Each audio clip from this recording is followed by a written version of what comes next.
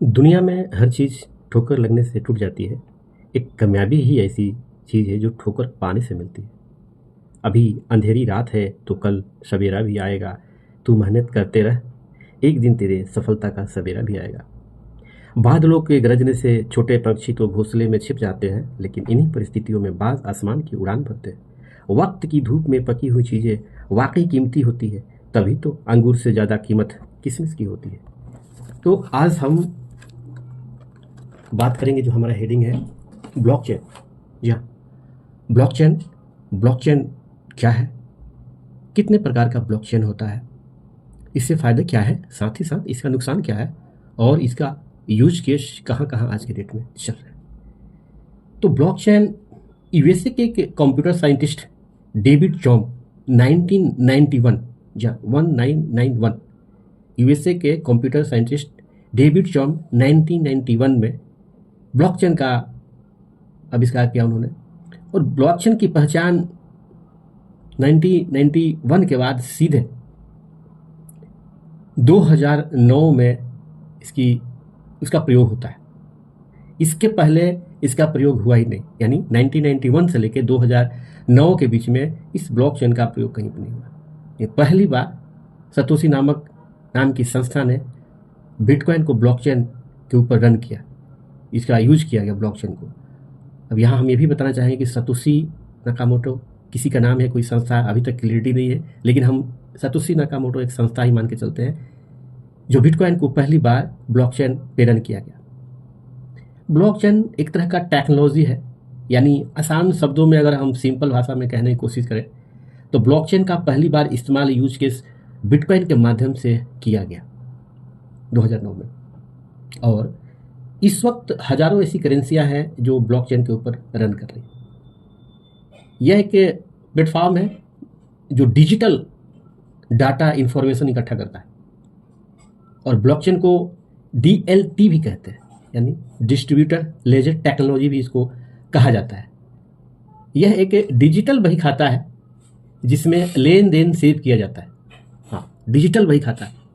आप फिजिकल बही खाता भी देखे होंगे, ग्रामीण क्षेत्रों में, शहरी क्षेत्रों में आप किसी सोने की दुकान पे जाएंगे या कपड़े की दुकान पे जाएंगे तो वहाँ देखेंगे मुंशी पीले और रेड कलर के बही खाता लेके बैठते हैं, जो उसमें राइट डाउन करते हैं कि आज क्या सामान आया ट्रक पे और कितना बिक्री हुआ, तो आने और जाने की प्रक्रिया उसमें एंट्री करते हैं, तो वो फिजिकली रूप से होता है। ठीक ऐसी ही प्रक्रिया डिजिटल है, जो डिजिटली रूप से लेन देन की प्रक्रिया को यहाँ पे सेव किया जाता है डिजिटली रूप से। ये ऐसी टेक्नोलॉजी है, यानी डेबिट और क्रेडिट, लेन और देन, लेना देना है, डेबिट क्रेडिट, सारी चीज़ें इसके अंदर एंट्री होती है। डिजिटल जानकारी को रिकॉर्ड किया जाता है।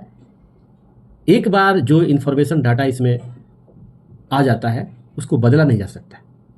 जी हाँ, जैसे आपने सुना होगा कि आज ब्लॉकचेन के ऊपर बहुत सारे थाने भी रन कर रहे हैं। तो थाने में अगर एक बार आपने कंप्लेन कर दिया तो उसको कई बार चेंज कर दिया जाता है, लेकिन इस डिजिटल फॉर्मेट में, डिजिटल डेट मीन्स की ब्लॉकचेन के माध्यम से जो थाने चल रहे हैं उस पर अगर एक बार आपने कंप्लेन कर दिया गया तो वो सदियों तक रहेंगे, उसको चेंज नहीं किया जा सकता है।